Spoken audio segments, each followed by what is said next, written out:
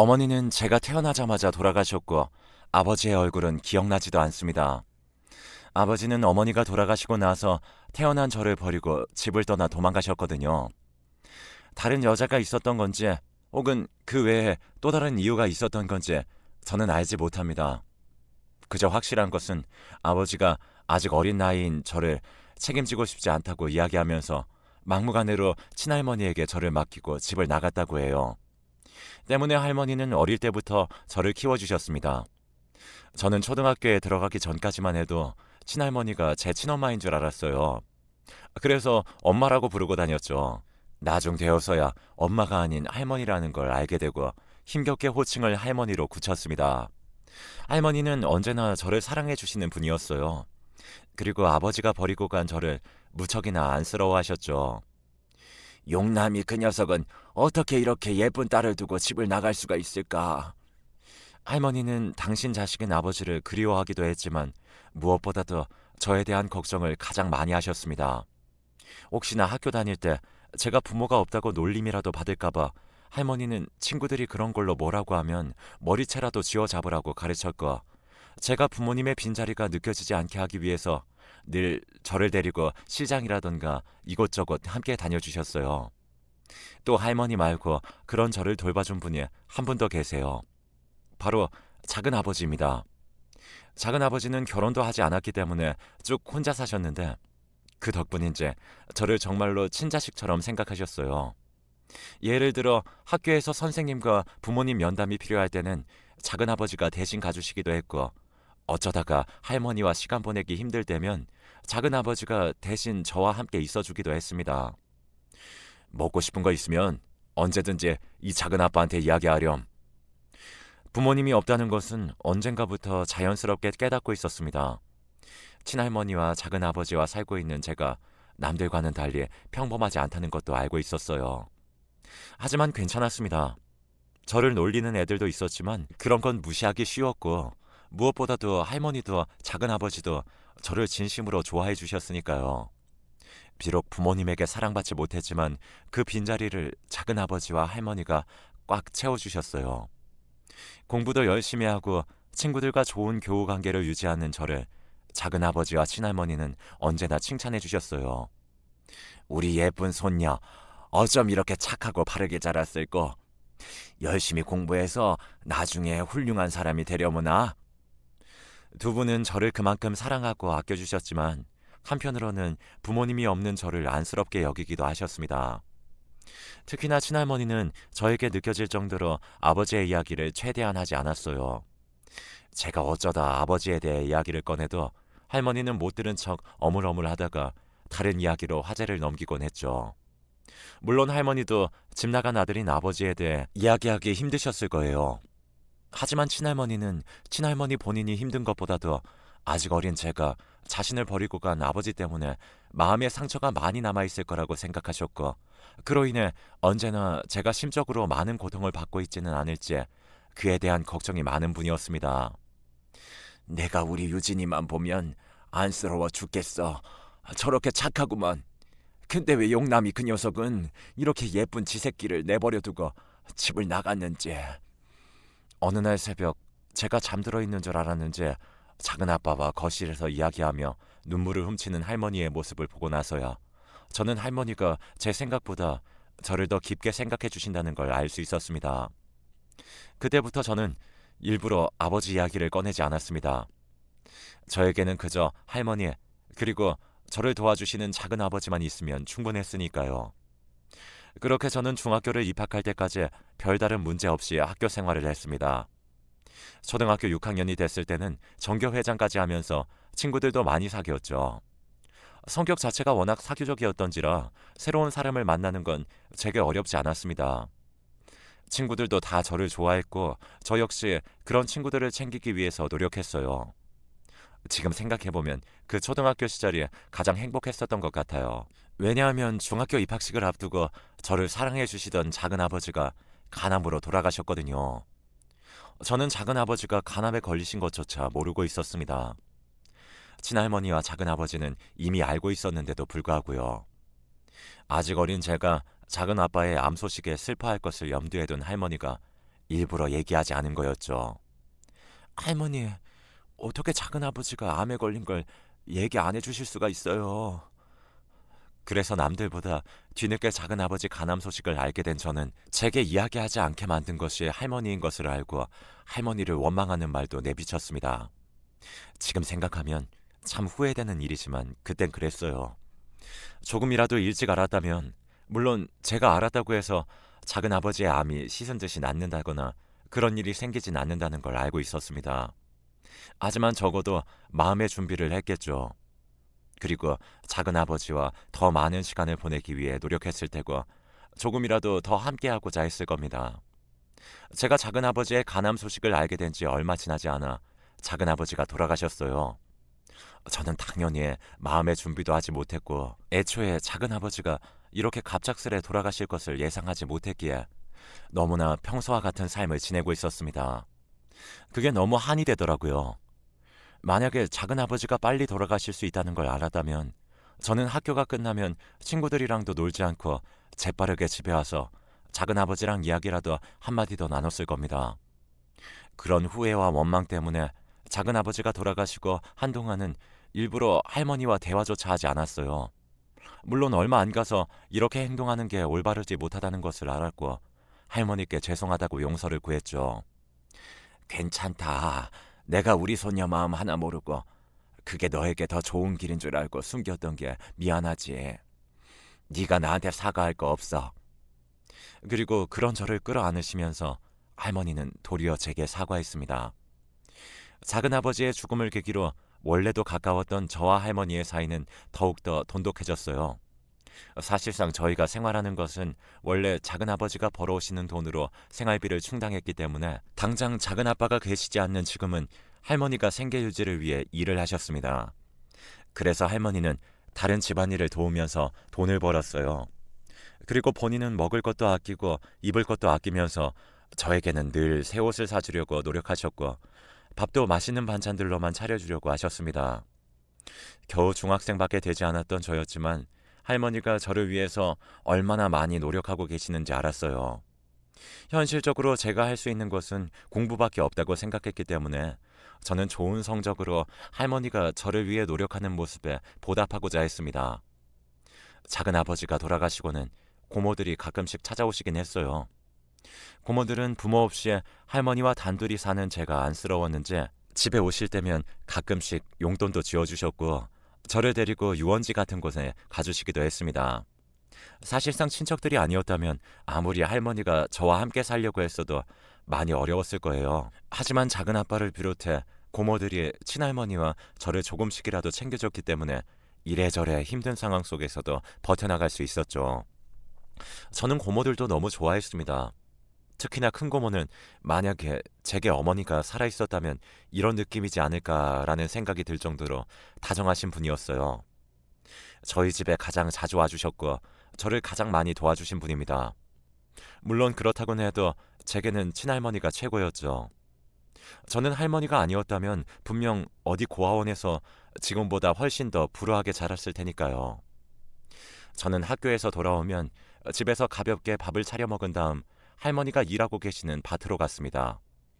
그래서 시간이 될 때면 할머니를 도와서 함께 일했어요.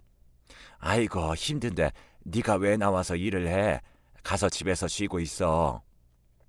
할머니는 아직 어린 제가 본인을 도와 밭일을 한다는 게 마땅치 않은지 제가 일을 하려고 하면 얼른 집에 들어가서 쉬라고 하셨지만 저는 그럴수록 오히려 더 할머니 밭에 붙어 있었습니다. 할머니는 힘든 몸을 이끌고 어떻게든 돈 벌려고 일하고 계시는데 저 혼자 집에서 쉬고 싶지가 않았어요. 그리고 내심 걱정도 됐습니다. 작은아버지가 갑작스레 돌아가시는 상황을 경험해본 저는 할머니 역시 예고 없이 저를 언제든지 떠날 수 있다는 그런 두려움에 휩싸여 있었던 것 같아요. 할머니는 연로하시고 몸이 약하시니까 내가 일을 도와야 돼. 밭일을 해보신 분들은 알겠지만 그게 절대 쉬운 게 아닙니다. 우리가 초등학교 때 농장으로 일일 체험 같은 걸 가도 겨우 몇 시간 일하는 것만으로도 온몸이 부서질 것 같고 체력이 쭉 빠지는데 돈을 벌기 위해서 생업으로 밭일을 하는 건 정말 비교도 안 되거든요. 특히나 할머니 나이대 분들이 밭일을 한다는 건 사실상 무척이나 어려운 일이었습니다. 저는 할머니가 그런 일을 하다가 갑자기 건강이 안 좋아지셔서 혹시나 나쁜 일이라도 생길까봐 무서웠어요. 하지만 다행스럽게도 할머니는 제가 성인이 될 때까지 별다른 문제 없이 건강하게 살아 계셨습니다. 저는 그게 너무나 감사했어요. 할머니가 걱정하실까봐 티는 안 냈지만 저는 병원 치료가 필요할 정도의 불안감을 안고 살았거든요. 할머니는 내게 남은 유일한 가족인데 할머니까지 떠나면 난 어떻게 해야 할까? 아직 할머니가 크게 아프시거나 한 것도 아닌데 자꾸 밤이 되면 할머니가 병이 생기거나 갑자기 돌아가시는 상상을 했어요. 그러면 그게 꼭 진짜 같아서 매일같이 눈물을 흘리면서 밤을 보냈죠. 그때는 그게 병적으로 문제가 있는 건 줄도 몰랐습니다. 나중에 성인이 되어서 알았어요. 그때 제가 약을 먹고 치료를 받아야 할 정도로 정신적인 건강이 그리 좋지 않았다는 것을요. 하지만 제가 이렇게 홀로 힘든 것들을 견디는 사이 할머니도 저 모르게 안 좋은 일을 겪으셨다는 것을 저는 어른이 되어서야 알았습니다. 너도 이제 어른이니까 이런 얘기는 해줘도 되겠지. 어느 날처럼 저희 집을 찾아온 고모가 해주신 말씀이었어요. 평소에 고모들은 집에 오면 반찬을 싸가지고 와서 냉장고에 넣어주거나 제게 용돈을 주고 가벼운 대화를 하다 집에 가셨는데 그날따라 고모가 진지하게 분위기를 잡으시더라고요. 그런데 이야기를 들어보니 제가 학생 때 학교에 가면 일부러 그 시간을 맞춰서 온 건지 아니면 그냥 왔는지 마침 제가 없었던 건진 몰라도 저를 버리고 갔던 아버지가 주기적으로 할머니를 찾아왔다고 합니다. 제가 고등학생이 되었을 때부터 말이죠. 네가 여길 어디라고 와! 썩 나가! 아들인 아버지를 그리워하던 할머니였지만 아버지가 몇 년 이상 돌아오지 않자 할머니 역시 아버지에 대한 기대를 놓고 있는 상황이었습니다. 그래서 갑작스레 집에 찾아온 아버지를 반기지 않고 오히려 내치려고 했죠. 그러나 아버지는 뻔뻔했습니다. 차라리 그때라도 할머니가 원하시는 대로 내 딸을 돌보려고 왔다는 식으로만 말을 했어도 아마 할머니는 마음이 약하셔서 금방 아버지를 용서하셨을 거예요. 하지만 아버지는 그때도 딸인 저는 안중에도 없었죠. 아버지가 그렇게 갑자기 할머니를 찾아간 이유는 돈 때문이었어요. 저를 버려놓고 밖에서 생활한 아버지는 도박과 술에 빠져 있었다고 합니다. 그런데 처음에는 가벼운 몇백만 원의 빚으로 시작했던 도박이 점점 몸집을 불려서 수천만 원으로 불어나게 되었고 도저히 자기 힘으로 빚을 갚을 수 없다는 생각이 들었던 아버지는 할머니를 찾아왔어요. 나는 돈 줄 때까지 안 나가니까 그런 줄 아셔. 그리고 할머니가 단돈 몇만 원이라도 줄 때까지 나가지 않고 집안에서 뻐겼다고 합니다. 고모도 그 사실을 굉장히 우연히 알게 되었다고 했어요. 할머니가 잘 지내고 계신지 궁금해서 집에 한번 들렀는데 마침 아버지가 할머니한테 배짱 부리는 장면을 본 거였죠. 고모는 그 길로 불호령을 내리며 아버지를 쫓아냈고 할머니에게 이런 일이 처음이었는지 아니면 이전에도 자주 찾아왔는지 닥달하면서 알아낸 거였습니다. 저는 그런 이야기를 듣고 나서 할머니를 많이 걱정했습니다. 분명 할머니가 심적으로 많이 힘드셨을 테니까요. 그러나 할머니는 꿋꿋이 이겨냈습니다. 저에게 아무런 티도 내지 않고요. 그렇게 할머니는 제가 결혼할 때까지 제 곁에서 함께 계셔주셨어요. 그러나 제가 결혼할 때에는 이미 할머니도 더 많이 나이를 먹은 상태였고 그로 인해 할머니는 혼자서 걸어다니기도 힘들 정도로 몸이 안 좋아지셨죠. 결국 오랜 시간 병원에 입원해서 신세를 져야 할 정도였죠. 할머니가 병원에 입원해 계시던 때 저는 정말 바쁜 날을 제외하고는 매일같이 할머니가 있는 병실을 찾았습니다. 할머니, 오늘은 어때요? 괜찮아요? 언제나 걱정스러운 얼굴을 하고 할머니를 부르면 할머니는 초췌한 얼굴을 하고서도 늘 저를 보고 웃어주시면서 나는 괜찮다, 안 아파 라며 저를 달래주셨습니다. 물론 할머니 말이 진실이 아니라는 건 알고 있었어요. 할머니는 하루가 다르게 생명의 빛이 꺼져가는 듯 점점 야위어갔고 언젠가부터 깨어있는 시간보다 주무시고 계시는 시간이 더 많았거든요. 할머니가 아프시고부터 고모가 꾸준히 간병하긴 했지만 이미 할머니의 체력은 다시 건강해지기에는 너무 많이 약해진 상황이었고 그렇게 저는 의사로부터 마음의 준비를 하는 것이 좋다는 이야기를 들었습니다. 언젠가 할머니가 돌아가실 거란 걸 모르는 건 아닙니다. 하지만 제 유일한 가족이라고 할 수 있는 할머니만큼 욕심이지만 할머니가 더 제 곁에서 오랫동안 함께 살아주시기 바랐어요. 마음 같아서는 제 수명을 나눠드리고 싶을 정도였습니다. 할머니가 더 아프지 않으셨으면 좋겠다. 할머니가 다시 건강해질 순 없을까? 매일같이 할머니 생각에 잠을 이루기가 힘들 정도였죠. 그러던 어느 날 고모가 다급하게 제게 연락을 했어요. 최대한 빨리 병원에 와달라는 이야기였죠. 저는 할머니에게 무슨 일이라도 생긴 줄 알고 황급히 택시를 타고 할머니가 계신 병원으로 향했습니다. 병실에 들어가니 할머니는 평소와 같이 눈을 감고 주무시고 계셨고 주변을 둘러보니 할머니가 돌아가신 것 같은 느낌은 아니었어요. 안도의 한숨을 내쉬는데 그것도 잠시 고모가 날카로운 눈으로 웬 남자 하나를 노려보더라고요. 이 병원 알려준 적도 없는데 네가 어떻게 알고 여기에 왔어? 고모가 저렇게까지 적대적으로 대하며 분노를 표할 사람. 저는 그 사람이 누군지를 묻지 않았지만 직감적으로 알 수 있었어요. 저 사람이 제가 학교에 가고 없을 시간에 할머니 집에 와서 돈을 달라고 난리를 쳤던, 그리고 어머니가 돌아가시자 어린 저를 버리고 집을 나갔던 아버지라는 것을요. 어떤 이유인지 몰라도 할머니는 아버지가 병원을 찾아오기 시작한 지 며칠 만에 돌아가시고 말았습니다. 저는 아버지와 제대로 된 대화도 나누어 보지 못한 상황에서 경황 없이 할머니의 장례를 치러야 했죠. 할머니 장례식은 순탄하지만은 않았어요. 아버지가 오지 않았다면 고모들과 저, 그리고 저희를 아는 가까운 지인들만이 조금 와서 할머니의 명복을 빌어주는 그런 안정적인 장례식이 되었겠지만 아버지가 있었기 때문에 모든 것이 무용지물이었어요.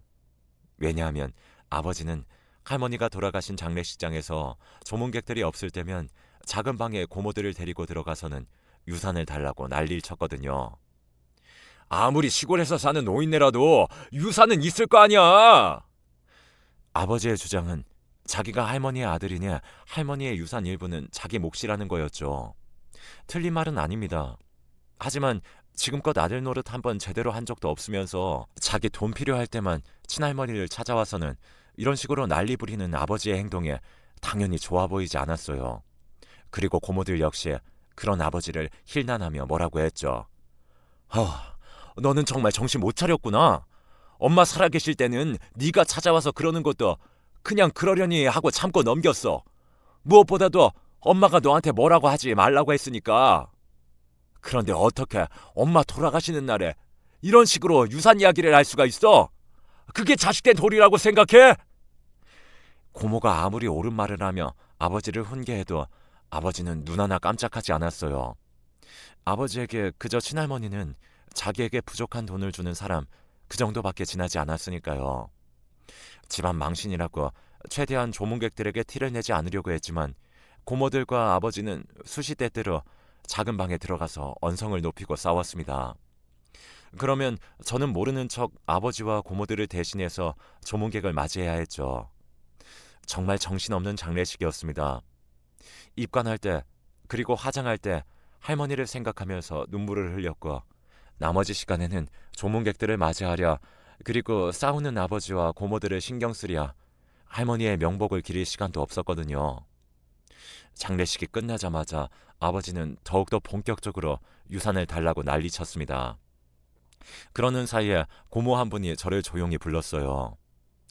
너희 할머니가 이런 날을 미리 예견하셨나 보다. 고모는 제게 할머니 유산이 할머니가 사시던 집 그리고 할머니가 저 결혼하고 나서 주려고 모아놨던 현금이 전부라고 하셨습니다. 그 이야기를 하면서 제게 엄청 큰 봉투 몇 개를 주더라고요. 그 봉투에는 1억 3천만 원이 모두 현금으로 담겨 있었습니다. 저는 생각보다 너무 큰 돈에 깜짝 놀랐어요. 할머니랑 오래 살아왔기에 알지만 할머니는 그렇게 형편이 좋으신 편도 아니었고 언제나 한 푼, 두 푼 아껴야 할 정도로 그렇게 집안 사정이 넉넉하지 않았는데 어떻게 이렇게 큰 돈이 있을 수 있는지 의문이 들었죠.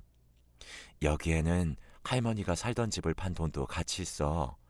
할머니는 본인 돌아가시면 너희 아빠가 이런 식으로 나올 걸 알고서 미리 널 위해서 집도 팔아두신 모양이더라고. 할머니는 아버지의 성격을 그 누구보다도 잘 알고 계신 분이었습니다. 부모였으니까요. 할머니는 본인의 아들이라고는 하지만 저를 버리고 혼자 홀랑 떠나서는 돈 필요할 때만 집에 돌아오고 하는 아버지의 행태를 그냥 두고 봐서는 안 된다고 생각하셨다고 합니다. 그래서 본인이 갖고 있는 모든 유산을 오로지 저에게만 물려주기 위해 미리부터 준비를 하셨던 거였죠. 그리고 5년 전부터는 할머니가 조금씩 남는 여윳돈이 있으면 무조건 고모에게 다 보냈다고 합니다. 본인이 통장에 갖고 있으면 혹시나 돈에 미친 아버지가 무슨 짓이라도 해서 통장째로 가져갈 수도 있기 때문에 그런 상황을 방지하고자 고모에게 맡겨두시고, 나중에 나 죽으면 꼭 우리 손녀한테 다 넘겨줘 라고 신신당부를 하셨다고 하더라고요. 그 말을 들으니 눈물이 펑펑 났습니다. 저는 할머니가 제게 유산 한 푼 안 남겨주셨다고 해도 매일같이 눈물을 흘리며 할머니를 그리워했을 겁니다. 할머니가 그동안 저를 보살펴 주신 걸 생각하면 오히려 제가 큰 돈을 들여도 모자라는 상황이었으니까요. 하지만 할머니는 손녀인 저를 위해서 먼 미래까지 내다보며 이렇게 미리미리 준비를 해두셨다는 게 너무 감격스러웠어요. 게다가 2천만 원가량 나오는 보험까지도 할머니가 돌아가셨을 때 그 보험금을 받는 사람을 저로 돌려놔서 정말 말 그대로 할머니가 돌아가시면서 생긴 재산들이 전부 다 제 소유가 되었습니다. 저는 내심 고모들이 신경 쓰였어요. 왜냐하면 현실적으로 봤을 때 저는 손녀고 유산 상속은 아무래도 자녀가 1순위니까요. 하지만 어지간한 돈은 할머니가 고모들을 통해서 이미 증여 아닌 증여를 해두었기 때문에 할머니 유산으로 잡히지가 않아서 저에게 넘겨주기가 쉽게 됐고, 무엇보다도 고모 두 분이 모두 금전적으로 욕심이 없는 분들이셨습니다. 아주 넉넉하지는 않은 형편이었지만 늘 제가 힘들게 살아왔다는 걸 알고 계셨고, 그래서 할머니가 저를 위해 준비한 돈인 만큼 오로지 제가 가지고 써야 한다고 하시며 한 푼도 남기지 않고 전부 저에게 넘겨주셨어요. 할머니는 본인 유산이 모두 너한테 가기를 원했으니까 우리 생각은 하지 않아도 된다. 우리도 네가 할머니 유산을 전부 가져갔으면 해. 만약에 할머니가 미리 손을 보지 않았다면 아버지도 자식인 만큼 분명히 일정 부분이 넘어갔을 겁니다. 하지만 할머니가 미리 대비를 해두신 덕분에 저는 아무 문제 없이 할머니의 모든 재산을 받을 수가 있었어요. 지금도 가끔씩 할머니 생각이 납니다. 사실 이런 돈 없어도 좋으니까 할머니가 다시 살아서 제 곁에 계셨으면 좋겠어요. 평생 그런 일이 일어나지 않을 거라는 건 알지만요. 요새 바빠서 할머니 뵈러 자주 가지도 못했는데 곧 시간 내어서 할머니가 계신 납골당이라도 들러보려고 합니다. 할머니는 하늘에서 저를 지켜보고 계시겠죠?